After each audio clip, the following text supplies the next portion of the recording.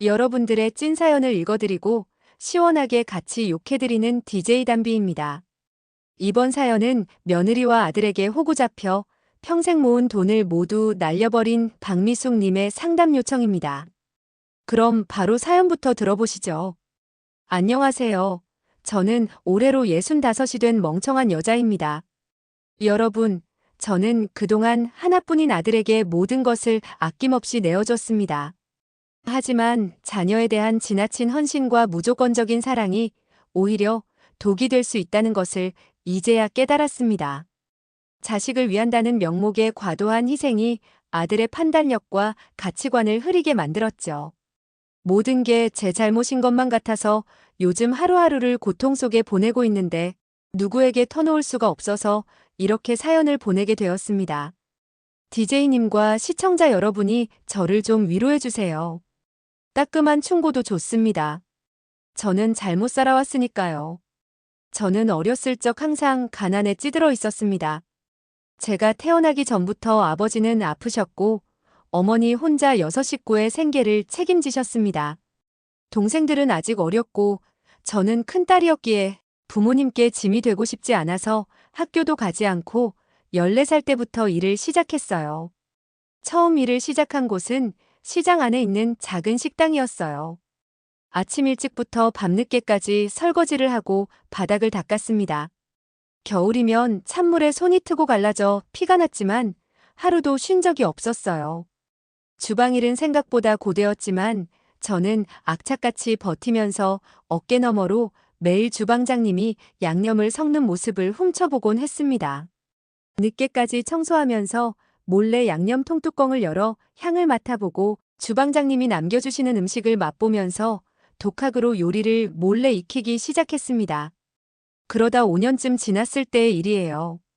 저는 제가 요리에 소질이 있다고 생각했고 직접 만든 요리를 가족이 아닌 다른 사람이 평가를 해주길 원했어요. 그러다 주방장님과 사장님이 잠시 자리를 비우셨을 때 무슨 자신감이었는지 제가 조리를 해서 손님께 음식을 내어드렸습니다. 그런데 손님들의 반응이 말도 안 되게 좋았습니다. 가게로 돌아온 주방장님과 사장님도 무슨 일이냐며 놀라셨고 그날 이후로 주방장님이 본격적으로 요리를 가르쳐 주시기 시작했습니다. 비록 또래 아이들처럼 학교에 다니지도 못했고 친구 한 명 없던 저였지만 요리를 배우고 손님들께 칭찬을 받아가며 기쁘게 일했습니다. 제가 벌어오는 돈으로 동생들 학교도 보내고 먹을 거 입을 거 아껴가며 저축도 했습니다. 사장님과 시장 골목을 다니면서 식재료 값을 흥정하는 법도 배웠고 장사가 잘 되는 가게는 어떤 특징이 있는지 틈틈이 공부도 했어요. 그러다 지금의 남편을 만났죠. 남편도 저처럼 어려서부터 고생한 사람이었습니다.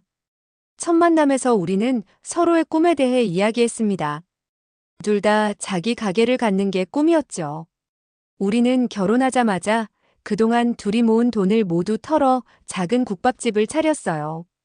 그때 남편이 35이었고 저는 24살이었습니다. 나이 차는 많이 났지만 저희는 같은 목표를 가지고 정말 성실히 살았습니다. 처음에는 정말 힘들었어요. 새벽 3시에 일어나 육수를 우렸고 밤 12시가 되어서야 문을 닫았습니다. 첫 달에는 적자였지만 매일 레시피를 조금씩 바꿔가며 더 맛있는 국밥을 만들려 노력했어요. 손님이 하나도 없는 날에는 남편이 저를 달래주곤 했어요. 여보, 우리가 이렇게 열심히 하는데 하늘이 우릴 모른 채 하겠어? 저는 남편의 말을 듣고 또 힘을 내곤 했죠. 그러다 손님들이 하나둘 늘어나기 시작했고 단골들이 생겼고 점점 입소문을 타고 손님들이 많아지기 시작했습니다. 국밥집을 시작하고 3년이 지날 무렵 비가 엄청나게 쏟아지던 날이었습니다.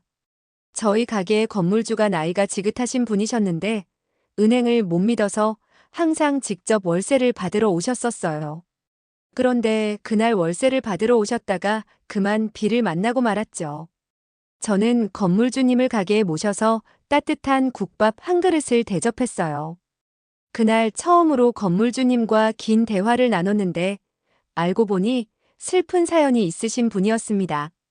젊었을 때 사모님을 여의고 자식 없이 홀로 지내고 계셨더라고요.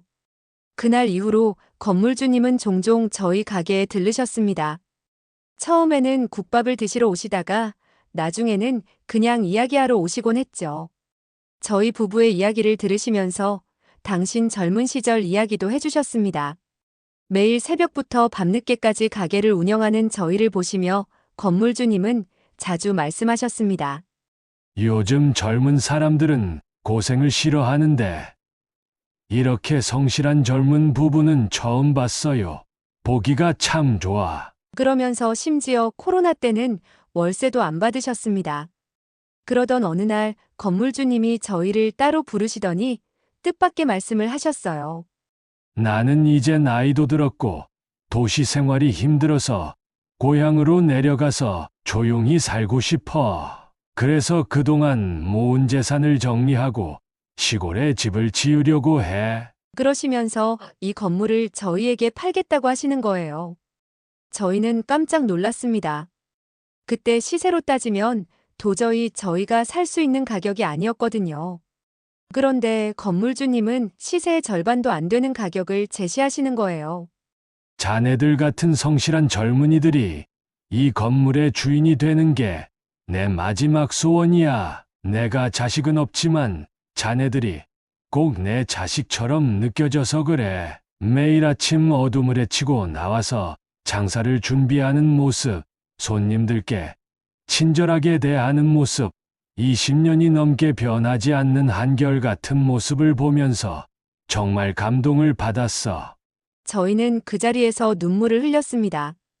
그동안 힘들게 모은 돈과 은행 대출을 더해 건물주님이 제시하신 가격에 계약을 했습니다. 건물주님은 계약서에 도장을 찍으시면서 눈물을 보이셨습니다. 이제 이 건물은 자네들 거야. 앞으로도 지금처럼만 살아주면 좋겠어. 나는 자네들이 자랑스러워. 건물주님은 그렇게 고향으로 내려가셨습니다. 가끔 명절 때면 저희가 찾아뵙고는 했는데 그때마다 항상 따뜻하게 맞아주셨죠. 우리 딸, 우리 아들이라고 부르시면서요. 그분은 저희에게 건물만 파신 게 아니라 인생에서 가장 값진 선물을 주신 거죠. 누군가의 성실한 삶을 알아봐주는 것, 그것만큼 큰 축복이 또 있을까요? 그런데 저희 부부에게는 큰 고민이 있었습니다. 결혼하고 7년이 지나도록 아이가 생기지 않았습니다. 병원도 많이 다녔고 민간요법도 안 해본 게 없었어요. 아들을 간절히 원하시던 시어머님은 절 많이 다그치셨지만 남편은 아이는 하늘이 주시는 거라며 저를 다독여주곤 했습니다. 그러던 어느 날 병원에서 임신 소식을 들었어요. 기뻐서 눈물이 났습니다. 남편은 그날부터 절 더욱 소중하게 대해줬어요. 임신 중에도 가게는 계속했지만 남편이 제가 조금이라도 힘들어하면 바로 쉬게 해주었죠. 새벽에 구토가 심할 때면 따뜻한 물을 떠다주고 허리가 아플 때면 마사지도 해주었습니다. 10달 내내 입덧이 심해서 국밥 냄새만 맡아도 구역질이 나서 주방에 들어갈 수가 없었어요. 그때마다 남편이 주방을 도맡아 했죠. 아들이 태어났을 때 남편은 울면서 아이를 안고 말했습니다. 여보, 고생 많았어. 이제 우리도 온전한 가족이 됐네. 그날 밤 남편은 가게 문을 닫고 단골 손님들을 불러 잔치를 벌였죠. 손님들도 저희만큼이나 기뻐해 주셨습니다. 아들은 무럭무럭 자랐습니다. 걸음마를 시작할 때쯤엔 가게에서 이리저리 뛰어다니며 장난을 쳤죠. 손님들은 그런 아들을 예뻐해 주셨고 가끔 과자도 사다 주셨습니다. 그렇게 행복한 시간을 보내던 어느 날이었습니다. 아들이 초등학교에 입학하고 얼마 되지 않았을 때였습니다. 남편이 새벽에 식자재를 사러 시장에 갔다가 교통사고를 당했다는 연락을 받았습니다. 병원으로 달려갔지만 의사 선생님께서 이미 늦었다고 하셨습니다. 그날의 기억은 아직도 생생합니다. 어린 아들이 어리둥절한 표정으로 아빠는? 하고 물었을 때 저는 아무 말도 할 수 없었죠. 그저 아들을 꼭 안고 울기만 했어요. 아들은 그제서야 무슨 일이 일어났는지 깨달은 듯 했어요. 장례를 치르고 나서 아들은 한동안 말이 없었어요. 학교에 가기 싫다고 떼를 쓰고 밤에는 아빠를 찾으며 울었죠. 저는 그런 아들을 보면서 더욱 마음을 다잡았습니다. 이제 우리 아들에게는 내가 유일한 부모니까. 아들의 울음소리를 들을 때마다 가슴이 미어졌지만 저는 울 시간도 없었어요. 국밥집은 계속 운영해야 했고 아들은 잘 키워야 했으니까요. 남편이 없는 자리가 너무나 크게 느껴졌지만 이제는 제가 그 자리까지 채워야 했습니다. 아들을 위해서라도 더 강해져야 했어요. 아들이 고등학교에 진학하고 나서는 더 바빠졌습니다. 제가 학원비를 댈 수 있을 만큼 장사가 잘 됐지만 아들은 과외도 하나도 받지 않고 스스로 공부하겠다고 했죠. 대신 저는 아들이 공부에만 전념할 수 있도록 뒷바라지를 했습니다. 그렇게 3년이 지나고 아들이 고려대학교에 합격했다는 소식을 들었을 때 저는 그 자리에서 주저앉아 울고 말았습니다. 단골 손님들도 축하한다며 연신 등을 두드려 주셨죠. 아들을 혼자 키우시면서 대학까지 보내시다니 정말 대단하세요. 그날 밤 저는 남편의 사진 앞에서 오랫동안 울었어요. 여보, 우리 아들 봤어요? 이제 대학생이에요. 대학교 4년 동안 아들은 더욱 열심히 공부했습니다. 캐나다로 어학연수도 다녀오고 아프리카로 봉사활동도 갔다 오면서 취업을 준비했죠. 저는 등록금을 마련하느라 더 열심히 일했어요. 이젠 나이가 들어 몸이 힘들어 쓰러질 것 같았지만 아들이 열심히 하는 모습을 보면 다시 힘이 났습니다. 그리고 마침내 아들이 누구나 들으면 아는 대기업에 취직했다는 소식을 들었을 때 그동안의 고생이 눈 녹듯 사라졌어요. 아들은 첫 월급을 받자마자 저를 비싼 식당에 데려갔습니다. 엄마, 이제는 제가 엄마를 책임질게요. 그동안 정말 감사했어요. 그 말을 들으니 가슴이 뭉클했어요. 회사에 취직하고 나서 아들은 정말 효자였습니다. 매달 월급날이면 어김없이 50만 원씩 용돈을 가져다 주었어요. 저는 그 돈을 한 번도 쓰지 않았어요. 국밥집 장사가 잘 되니 생활비는 충분했거든요. 대신 아들이 준 용돈은 특별한 통장을 만들어서 모았습니다. 매달 50만 원씩 3년 동안 모은 돈이 1,800만 원이 되었더라고요. 통장을 볼 때마다 가슴이 뿌듯했습니다. 나중에 아들이 결혼할 때 내 돈을 보태서 3억 정도 도와주면 되겠지. 신혼집 보증금에 보태라고 해야지. 그렇게 생각하면서 행복한 상상을 했습니다. 그런데 작년 겨울부터 이상한 낌새가 보이기 시작했습니다. 갑자기 회사에서 급여가 조금 밀렸다며 용돈을 못 주더니 그 뒤로는 아예 연락도 없었어요. 처음에는 바빠서 그러나 보다 하고 넘겼습니다. 그러다 어느 날 아들이 저를 찾아왔는데 평소와 달리 초조해 보였죠. 엄마, 혹시 그동안 제가 드린 용돈 아직 있나요? 저는 당황스러웠지만 솔직히 대답했죠. 당연히 있지. 네가 결혼할 때 주려고 모아뒀어. 그러자 아들이 고개를 숙이더니 떨리는 목소리로 말했습니다. 그 돈 좀 빌려주실 수 있어요? 순간 가슴이 철렁 내려앉았어요. 아들의 얼굴이 헬쑥해 보였거든요. 설마 도박인가? 하는 생각이 들었습니다. 도박에 빠진 친구의 아들 이야기를 들은 적이 있어서 너무 걱정됐죠. 아니면 얘가 주식을 하나? 여러 가지 생각이 머릿속을 스쳐 지나갔어요. 조심스럽게 물었습니다. 무슨 일 있니? 엄마한테 말해봐. 아들은 한참을 머뭇거리다가 입을 열었어요. 여자친구가 생겼는데 여자친구가 좋아하는 것들을 해주고 싶어서요. 그제서야 안도의 한숨이 나왔습니다. 그런데 그때는 몰랐어요. 이게 시작에 불과하다는 걸요. 시간이 흘러 아들이 결혼할 여자를 소개하고 싶다며 가게로 데려온 날이었습니다. 문을 열고 들어오는 예비 며느리를 보는 순간 얼굴이 하얘졌습니다. 1년 전의 일이 떠올랐어요. 그날도 평소처럼 바쁜 점심시간이었는데 현관문이 열리더니 명품으로 치장한 젊은 여자가 들어왔습니다. 들어오자마자 입구에서 코를 막으면서 다른 손으로는 악의적으로 손사래를 치고는 자리에 앉자마자 소독 티슈를 꺼내서 수저를 닦더니 마치 다른 손님들도 다 들으란 듯이 큰 소리로 악담을 하기 시작했습니다. 아니, 무슨 밥집이 이래요? 옆 테이블에 계신 분들도 이 노인네 냄새 안 나세요? 저기 아줌마, 여기 환기 좀 시켜주세요. 그러고는 주문도 하기 전부터 SNS로 실시간 방송을 한다면서 가게 안을 찍기 시작했습니다. 여러분, 여기가 제가 오늘 들어온 식당인데요. 보시면 아시겠지만 너무 낡았죠? 곰팡이 냄새가 장난 아니에요. 제가 오늘 여러분 대신 먹어보고 리뷰 남길게요. 국밥을 내어드리자 갑자기 젓가락으로 고기를 뒤적이면서 이게 뭐예요? 고기에서 이상한 게 떴어요. 다들 보세요. 이런 데서 밥을 먹어도 되는 거예요? 하고 소리를 질렀습니다. 제가 가서 보니 고기 위에 떠 있는 건 그냥 평범한 고기 기름이었는데도 말이에요.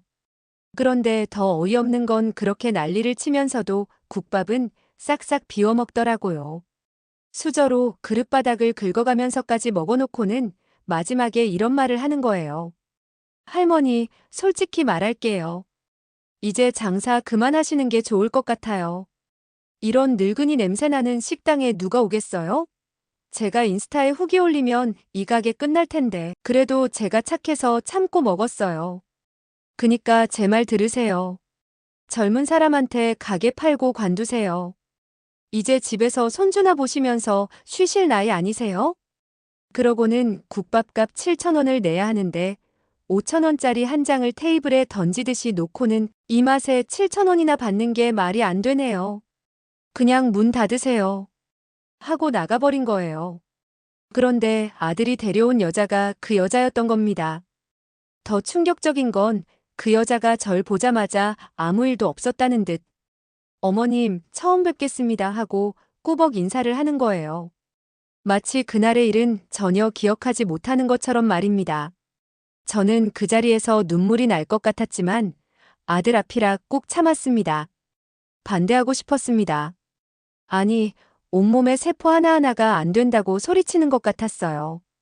그 여자의 악랄했던 모습이 자꾸만 떠올랐거든요. 어떻게 그런 사람한테 우리 아들을 보낼 수 있겠어요? 수십 년 동안 국밥집을 하면서 진상 손님도 많이 봤지만 그렇게까지 악의적이고 모욕적인 사람은 처음이었다고요. 하지만 제 마음을 전하려던 그 순간 그 여자가 불쑥 말을 꺼냈습니다. 어머님, 사실 제가 임신을 했어요. 그 말에 제 심장이 멎는 것 같았어요. 목구멍까지 차올랐던 반대의 말이 차마 나오질 않았습니다. 아들은 제 손을 잡으며 엄마 제가 책임질게요. 결혼하게 해주세요. 라고 애원했어요. 그 순간 눈앞이 캄캄해졌습니다. 제가 그토록 사랑하는 아들이, 제가 평생 애지중지 키워온 아들이 꽃뱀 같은 여자의 덫에 걸려버린 겁니다. 그 여자는 제 망설임을 알았는지 갑자기 눈물을 보이면서 어머님, 저희 아이만이라도 생각해주세요. 라고 말했어요. 얼마나 교활한지 임신을 무기로 쓰는 걸 보면서도 전 아무 말도 할 수 없었습니다. 결국 고개를 끄덕였어요. 허락의 말을 듣자마자 그 여자의 표정이 바뀌는 걸 놓치지 않았어요. 순간적으로 승리의 미소 같은 게 스쳐 지나가는 걸 봤거든요. 결혼을 허락한 그날부터 며느리의 본색이 서서히 드러나기 시작했습니다.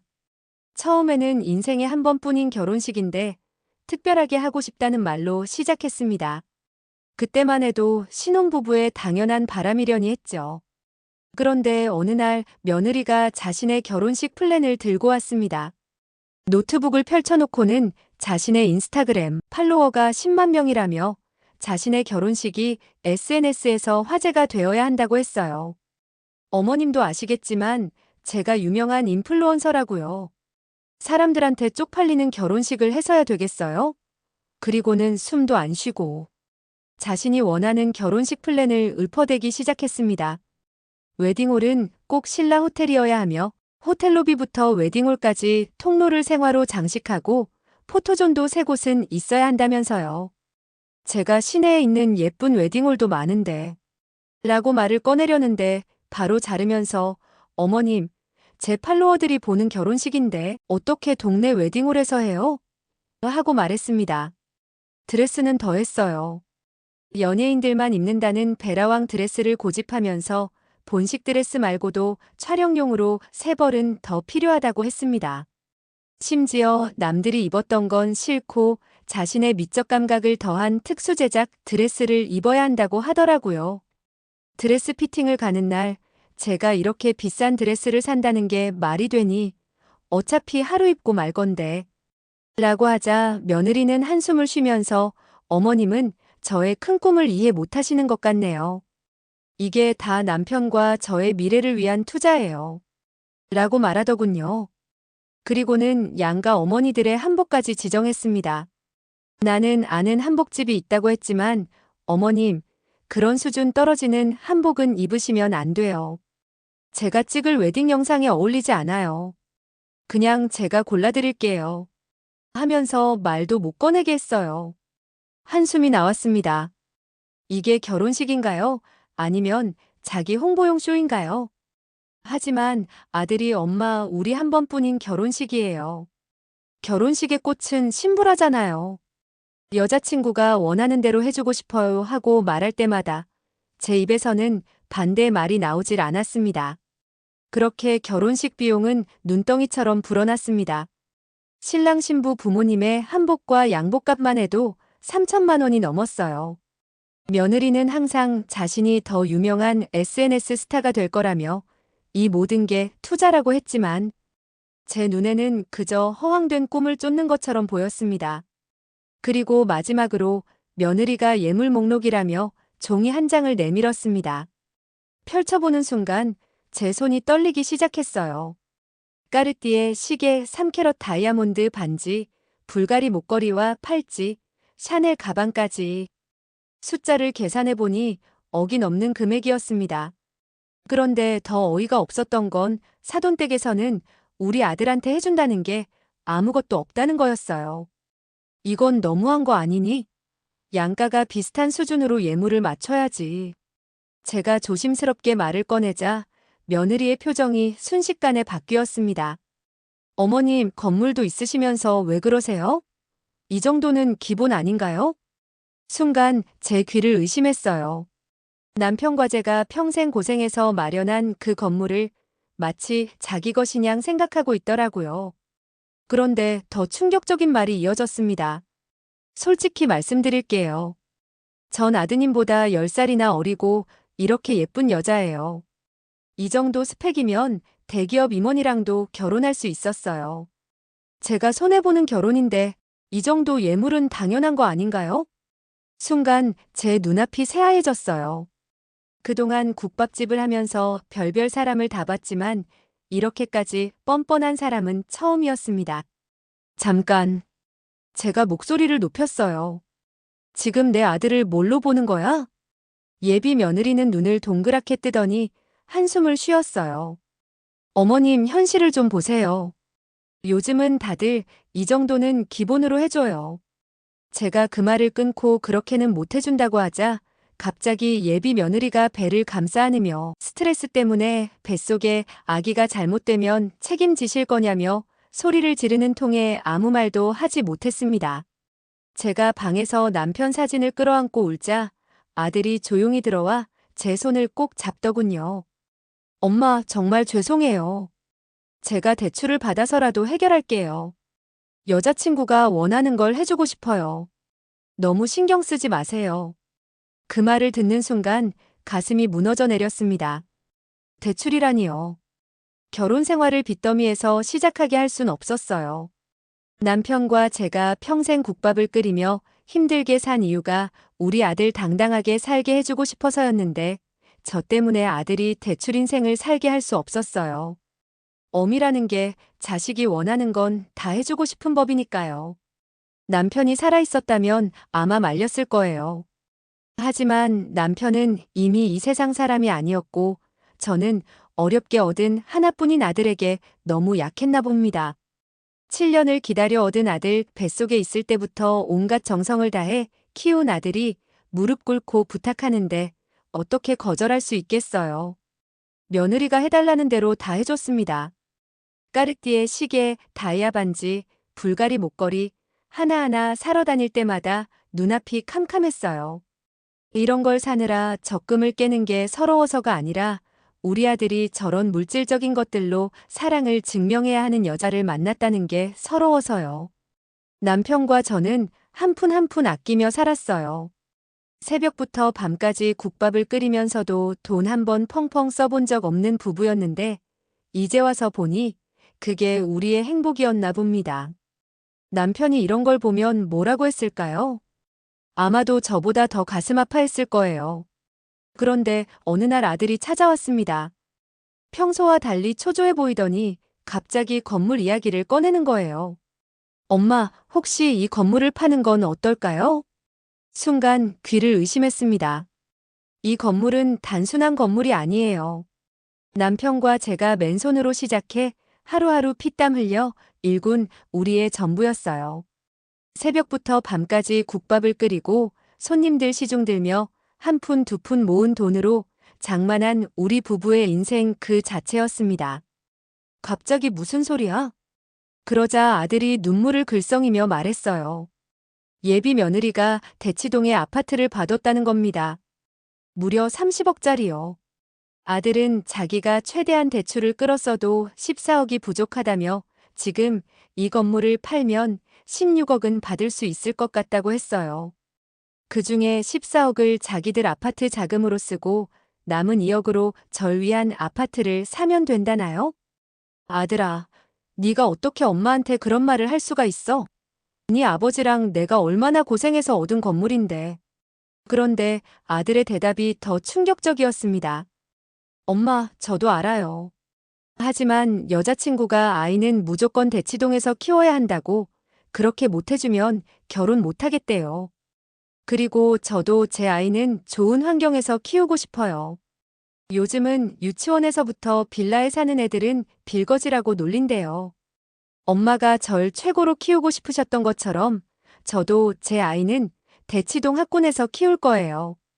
순간 제 안에서 무언가가 탁 하고 끊어지는 것 같았어요. 이게 무슨 망발이야? 처음으로 아들한테 소리를 질렀습니다. 네가 그렇게 자란 아이야? 네 아버지랑 내가 빌라에 살면서 너를 키웠을 때 너는 빌거지였니? 우리가 너한테 그렇게 부끄러운 부모였어? 너 도대체 왜 이런 속물 같은 인간이 된 거야? 정신 좀 차려. 아들은 고개를 푹 숙였어요. 엄마, 그게 아니라 시대가 바뀌었잖아요. 시대가 바뀌었다고? 시대는 바뀌었을지 몰라도 사람의 도리는 안 바뀌는 거야. 그 여자 말 한마디에 네 부모님의 한평생을 팔아치우겠다는 그 생각은 도대체 어디서 나온 거야? 이 배은망덕한 놈아. 그때였어요. 제가 이런 말을 하고 있는데 아들이 제 앞에서 처음으로 목소리를 높이는 거예요. 도대체 왜 이해를 못 하시는 거예요? 엄마는 항상 그러셨죠. 돈이 전부가 아니라고. 하지만 세상이 바뀌었어요. 제 아이가 학교에 가서 무시당하길 바라세요? 친구들한테 왕따 당하길 원하시냐고요. 엄마도 절 좋은 대학에 보내고 싶어서 얼마나 애쓰셨어요? 그게 다 저한테 좋은 환경을 만들어주고 싶으셨던 거 아니에요? 엄마도 똑같은 속물이면서 왜 저랑 여자친구만 돈에 미친 사람으로 만들어요? 요즘 결혼할 때 아파트 한 채씩은 기본으로 해주는데 그것도 못 해주면서 돈 좀 보태달라는데 그게 그렇게 못마땅하세요? 제발 제 선택을 존중해 주세요. 전 제 아이를 절대로 동네 학원이나 보내면서 크게 하고 싶지 않아요. 엄마가 그렇게 싫으시다면 저는 부모 따위 없다고 생각하고 살게요. 그 순간 눈앞이 캄캄해졌습니다. 제가 뭘 잘못한 걸까요? 어디서부터 잘못된 걸까요? 애지중지 키운 아들이 이제는 돈 많은 집 자식들이랑 비교하면서 저를 탓하다니 속이 문드러지는 것 같았습니다. 그런데 아들의 말이 계속 마음에 걸렸어요. 엄마가 날 최고로 키우고 싶어 했듯이. 그 말이 계속 제 가슴을 파고들었습니다. 부모의 마음은 다 같은 것 아닐까 하고 말이에요. 매일 밤 남편 사진 앞에서 무릎을 꿇고 앉아 있었습니다. 여보, 우리가 그토록 고생해서 일군 건물이에요. 손님들 시중 들며 한 푼, 두 푼 모은 돈과 건물주님이 선물 같은 가격에 내어주셨던 우리의 전부인데 정말 이걸 팔아도 될까요? 너무 보고 싶어요. 결국 저는 아들의 부탁대로 건물은 부동산에 내놓았고 한 달 만에 좋은 매수자가 나타났어요. 16억이라는 금액, 남편과 처음 이 건물을 샀을 때는 상상도 못했던 거액이었죠. 계약서에 도장을 찍는 순간 제 손이 떨렸습니다. 이게 정말 아들을 위한 걸까 하는 생각이 들었거든요. 계약서에 도장을 찍고 나오는데 대기하고 있던 며느리가 깡충깡충 뛰더니 제 팔을 잡아당기는 거예요. 마치 어린애가 장난감을 얻은 것처럼 들뜬 목소리로 어머님, 드디어 계약하셨구나. 이제 저희가 대치동 프리미엄 아파트에 살 수 있게 됐네요. 인스타에 올리면 사람들이 다 부러워할 거예요. 라고 말하더니 바로 전화를 꺼내 어디론가 연락을 하는 거예요. 언니네 맞아요. 저번에 말씀드린 그 매물 계약할게요. 저희 어머님이 드디어 결정하셨어요. 내일 바로 계약서 쓸 수 있죠? 아, 맞다. 인테리어는 어떻게 할까요? 요새 유행하는 프렌치 모던으로 가고 싶은데. 그러더니 갑자기 제 얼굴을 빤히 쳐다보면서 어머님, 근데 우리 애기 태어나면 무조건 영어 유치원 보내야 되는데 대치동에 유명한 유치원이 있는데 3년 전부터 예약금을 걸어놔야 한대요. 어차피 건물 파신 거 저 500만 원만 주시면 안 될까요? 저희가 먼저 좀 써야 될 것 같아서요. 괜찮죠? 남편과 제가 평생 일궈온 건물이 팔린 그 순간에도 며느리의 관심은 오직 자기 살 집 인테리어와 아이 영어 유치원 학비뿐이었어요. 제 마음은 찢어질 듯이 아픈데 마치 동네 슈퍼마켓을 털듯이 가볍게 우리의 전 재산을 가져가고 있었죠. 결혼식은 호화롭게 치러졌고 얼마 후 손주도 태어났어요. 건물을 팔고 나니 매달 받던 월세도 없어지고 제가 운영하던 국밥집도 도리어 월세를 내야 하는 처지가 됐죠. 생활이 빠듯해졌지만 다행히 그동안 쌓은 단골 손님들 덕분에 장사는 여전히 잘 됐어요. 하지만 가끔 새벽에 가게 문을 열 때면 문득 허전해집니다. 예전에는 이 건물 구석구석을 내 집처럼 살피며 다녔는데 이제는 그저 세입자일 뿐이니까요. 남편과 함께 일군 우리의 흔적이 그렇게 하루아침에 사라져버렸네요. 건물을 판 지 2달이 지났을까요? 늦은 밤에 갑자기 며느리한테서 전화가 왔습니다. 어머님, 혹시 지금 통화 가능하세요? 며느리의 불안한 목소리에 혹시 손주에게 무슨 일이라도 생긴 건지 심장이 덜컥 내려앉았습니다. 저희 남편한테는 절대 말씀하시면 안 돼요. 사실 제가 어머님께 꼭 말씀드려야 할 게 있어서요. 그런데 한참을 머뭇거리더니 며느리가 울먹이기 시작했습니다. 사실 저희가 이자를 감당하기가 너무 힘들어요. 한 달에 이자만 400만 원이에요, 어머님. 근데 남편 월급이 500만 원밖에 안 되는데 이렇게 어떻게 살아요? 아이 분유값이랑 기저귀 값도 만만치 않은데. 그 말을 듣는 순간 속이 천불이 났어요. 대체 대출을 얼마나 받은 거야? 너는 일도 안 하면서 우리 아들 월급으로 어떻게 감당하려고. 그런데 갑자기 새벽부터 밤까지 국밥을 끓이며 살던 그 시절이 떠올랐습니다. 돈이 없어서 쌀도 살 수 없었던 날들, 아들 분유값 맞추느라 끼니를 걸렀던 기억, 그 고생을 우리 아들 부부가 겪게 할 순 없었어요. 알았어, 매달 100만 원씩 보내줄게. 우리 아들한텐 내가 보내줬단 소리 하지 말고 생활비에 보태서 아껴 써라. 그렇게 시작된 거예요. 매달 100만 원, 사실 저도 빠듯했습니다. 건물을 팔고 나니 모든 게 달라졌거든요. 저도 이젠 반찬값 아끼려고 마트 끝나기 직전에 가서 떨이 세일로 사오는데요. 하지만 그래도 참을만 했습니다. 우리 손주가 굶지 않고 자랄 수만 있다면 가끔 며느리가 보내주는 손주 사진을 보면서 위안을 삼았습니다. 뭐 하나 제대로 감사할 줄 모르는 며느리지만 그래도 우리 손주는 잘 크고 있었으니까요. 근데 말이에요, 그때는 몰랐어요. 이게 다 며느리의 연극이었다는 걸 말이죠. 아들이 결혼한 지 4년이 지나서야 드디어 아들 집에 초대를 받았습니다. 설레는 마음으로 이틀 동안 가게 문을 닫고 서울로 올라갔어요. 그런데 현관문을 열자마자 충격이었습니다. 아들은 보이지 않고 며느리만 있더라고요. 어머님, 남편이 갑자기 급한 출장이 잡혀서 이틀 정도 못 들어올 것 같대요. 이상했어요. 아들이 요즘 연락이 없긴 했지만 처음으로 절 초대해놓고 출장을 간다고요? 뭔가 석연치 않았지만 귀여운 손주를 보니 그런 생각은 금방 잊혔죠. 그런데 집안에서 낯선 아주머니를 발견했습니다. 며느리에게 누구냐 물어보자, 24시간 상주하시는 도우미 아주머니인데요. 애기 봐주시고 집안일도 해주세요. 순간 머리가 핑 돌았습니다. 매달 생활비 100만 원씩을 보태달라며 울먹이던 며느리가 24시간 도우미를 쓰고 있었다니요? 더 놀라운 건 그 다음이었어요. 며느리가 짐을 챙기더니 대수롭지 않게 말하는 거예요. 어머님, 전 이만 나가볼게요. 점심때 필라테스 수업 있고 오후엔 친구들이랑 약속이 있어서요. 편히 쉬고 계세요. 제 귀를 의심했습니다. 시어머니가 처음 오는 날 이렇게 나가버린다고요? 하루 종일 도우미 아주머니가 모든 걸 했어요. 손주 밥 먹이고 재우고 놀아주는 모든 육아를 도우미가 도맡아 하고 있더라고요. 그런데 더 가슴이 아픈 건 손주가 엄마를 찾지도 않는 거였어요. 엄마 하면서 도우미 아주머니 품에 안기는 우리 손주를 보는데 눈물이 났습니다. 매달 100만 원씩 그 돈이 어디로 갔는지 이제 알겠더라고요. 제가 쪼들리며 아끼고 아껴보낸 그 돈으로 며느리는 필라테스를 다니고 친구들과 놀러 다녔던 거예요.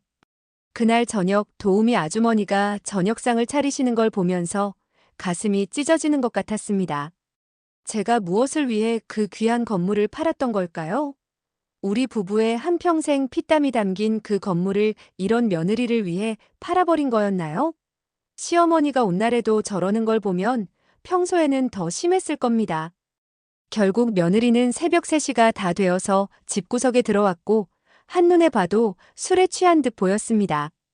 저는 며느리를 앉혀놓고 처음으로 쓴소리를 했어요. 도대체 이게 뭐 하는 짓이야? 매달 생활비 없다고 울먹이더니 24시간 도우미를 쓰고 애엄마가 새벽까지 술을 먹고 들어오면 어떡하니? 애가 너보다 도우미를 더 찾는다. 이게 말이 되니? 어머니, 지금 저한테 잔소리 하시는 거예요? 저도 한 달 만에 나갔던 거예요. 잘 알지도 못하면서 왜 타박부터 하세요? 그리고 애가 도우미를 더 찾는다니 고작 이틀 있으셨으면서 다 안다는 듯이 넘겨짚지 마세요. 아니, 얘야, 내가 그동안 너한테 잔소리한 적이 있니? 어른으로서 아닌 건 아니라고 말은 해줘야지. 네가 낳은 자식인데 하루 종일 남의 손에만 맡겨놓고. 이게 도대체 엄마라는 사람이 할 수 있는 짓이야? 어머님은 제가 뭘 해도 못마땅하시죠? 저도 제 인생이 있다고요. 애 하나 낳았다고 평생 애한테만 매여 있으라는 법이 어딨어요? 제가 스트레스 받아서 우울증이라도 걸리면 좋으시겠어요?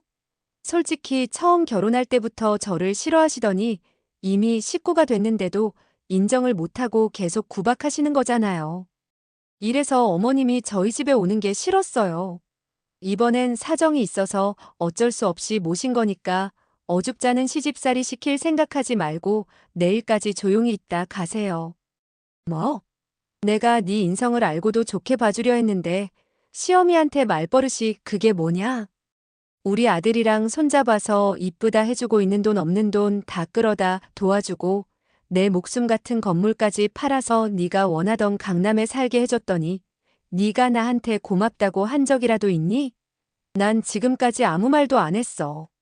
혹여나 내가 서운한 티를 내면 너희 부부 다투기라도 할까봐 괜히 내가 너희한테 분란을 일으키고 싶지 않아서 그냥 내가 참고 말았다.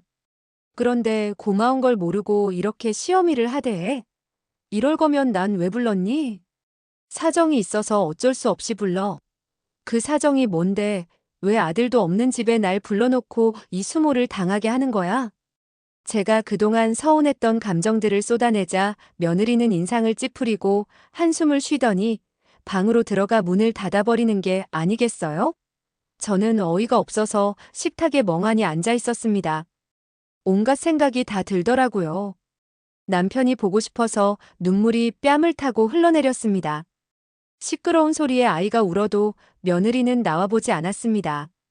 도우미가 와서 아이를 안으려고 했지만 됐다고 손짓하고는 제 손주 제가 안아 달랬습니다. 아이를 재우고 창밖을 바라보니 어느새 하늘이 밝아오고 있었습니다. 저는 그동안의 세월이 서글퍼서 눈물을 흘리며 가방을 챙겨 나왔습니다. 아침 첫 기차를 타고 집으로 내려왔는데 집에는 더 큰 충격이 기다리고 있었습니다. 제가 집에 없는 동안 집에 도둑이 들었는지 옷장이고 서랍이고 모두 엎어져 쑥대밭이 되어 있었습니다. 저는 충격을 받아 그 자리에 주저앉고 말았어요.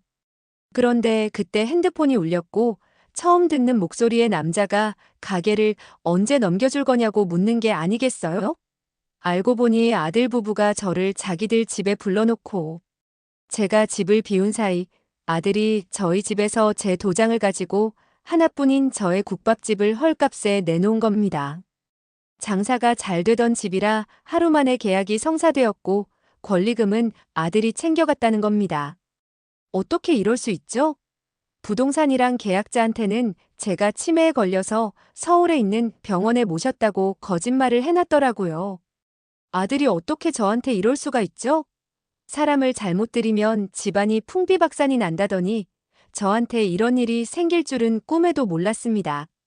이런 정신나간 아들과 며느리 사연은 드라마에나 있는 줄 알았는데 제가 실제로 이렇게 당하다니요. 아들이랑 며느리는 전화도 받지 않고 집에 찾아가도 문도 열어주지 않고 있습니다. 변호사 상담을 하니 당사자가 빠진 계약은 이루어질 수 없지만 아들이 제 법적 보호자여서 이 부분은 소송까지 가야 한다고 했습니다. 힘들게 키운 내 소중한 아들인데 아들을 상대로 소송이라니 저는 도대체 어떻게 해야 할까요? 지금이라도 아들 부부가 저한테 와서 싹싹 빈다면 용서할 수 있습니다. 그런데 변호사님은 그게 아들이고 며느리냐며 가족도 아니니 뒤도 돌아보지 말고 소송을 진행해서 빼앗긴 돈을 돌려받아야 한다고 하셨어요. 저만 참으면 되는 일인데 그렇게까지 하는 게 맞는 걸까요? 이렇게 고민하는 것도 제가 아들에게만 너무 무르게 구는 거겠죠? 이 늙은이가 정신을 차릴 수 있도록 따끔하게 충고 부탁드립니다. 안녕하세요. DJ 담비입니다. 진짜 기생충 같은 며느리하고 천지분간 못하는 아들을 보니까 속에서 천불이 나네요. 특히 저 파렴치한 며느리는 도대체 인간이 어떻게 자랐길래 저렇게 낯짝이 두꺼운 거죠? 시어머니 앞에서는 징징거리면서 매달 100만 원씩 뜯어내고 뒤에서는 24시간 도우미의 필라테스에 지가 무슨 인플루언서가 되겠다고 신라 호텔에서 결혼식에다가 명품백까지 뭐 하나 감사할 줄도 모르는 인간 쓰레기 같은데요. 저런 사람들 때문에 인플루언서들이 악플 세례를 받는 거라고요. 그리고 아드님은 어머니가 피땀 흘려 키웠더니 등쳐먹을 생각이나 하고 이게 말이 됩니까? 아기 때 어머니가 젖먹인 거부터 해서 다 토해내야 할 놈이네요. 어떻게 사람이 저렇게까지 될 수 있습니까? 정말 죄송하지만 이런 말씀 드려야겠네요. 어머님, 이제는 분노하셔야 합니다. 그동안 참으시느라 얼마나 힘드셨겠습니까? 저런 것들은 법의 심판을 받아야 합니다. 당장 변호사 선임하셔서 고소하세요. 어머님의 땀방울로 이뤄낸 재산을 저렇게 다 뺏길 순 없잖습니까? 청취자 여러분도 지금 저와 같은 심정이시죠? 어머님의 마음이 이해됩니다. 평생을 바쳐 키운 아들이기에 아무리 큰 잘못을 저지르더라도 용서하고 싶으신 거죠. 하지만 이번 일은 단순한 가족 간의 갈등이나 실수가 아닙니다. 이것은 명백한 범죄입니다. 아들 부부가 저지른 행위를 하나하나 살펴보면 첫째, 어머님을 속여서 서울로 불러들인 것은 기망에 해당합니다. 둘째, 허락 없이 도장을 사용한 것은 사문서 위조 및 도용입니다. 셋째, 어머님이 치매 환자라고 거짓말한 것은 명예훼손에 해당합니다. 넷째, 권리금을 가로챈 것은 횡령입니다. 더구나 이 모든 것이 우연히 벌어진 일이 아니라 치밀하게 계획된 범죄라는 점에서 더욱 심각합니다. 어머님을 서울로 부른 시점, 집을 뒤진 시기, 계약 진행 속도. 모든 것이 계획적입니다. 지금이라도 아들 부부가 와서 빈다면 용서하겠다고 하셨는데 과연 그들이 진심으로 반성할까요? 건물을 팔게 만들고 매달 생활비를 뜯어내고 이제는 마지막 남은 국밥집마저 빼앗으려 했습니다. 이런 사람들이 진정으로 잘못을 뉘우칠 거라고 보시나요? 어머님께서 본인만 참으면 된다고 하셨는데 이런 생각이 바로 아들 부부가 계속해서 어머님을 이용하는 이유입니다. 그들은 어머님의 이런 마음을 악용했고 앞으로도 기회가 있다면 또다시 악용할 거라고요. 물론 마음이 아프시겠지만 지금이라도 정신을 차리시고 변호사의 조언대로 법적 대응을 시작하셔야 합니다. 이것은 단순히 복수나 벌을 주기 위한 것이 아니라 어머님의 남은 인생을 지키고 더 이상의 피해를 막기 위한 불가피한 선택이에요. 오늘 사연 보내주셔서 감사합니다. 시청자분들도 지인분들에게 미숙님의 사연을 카톡으로 공유해 주시고 댓글로 의견을 남겨주시면 미숙님에게 큰 도움과 위로가 될 것 같습니다. 사연을 보내고 싶으신 분은 언제든 메일로 보내주시면 됩니다. 끝까지 시청해 주셔서 감사합니다. 저는 또 다른 사연으로 찾아뵐게요. 구독과 좋아요 꼭 부탁드립니다.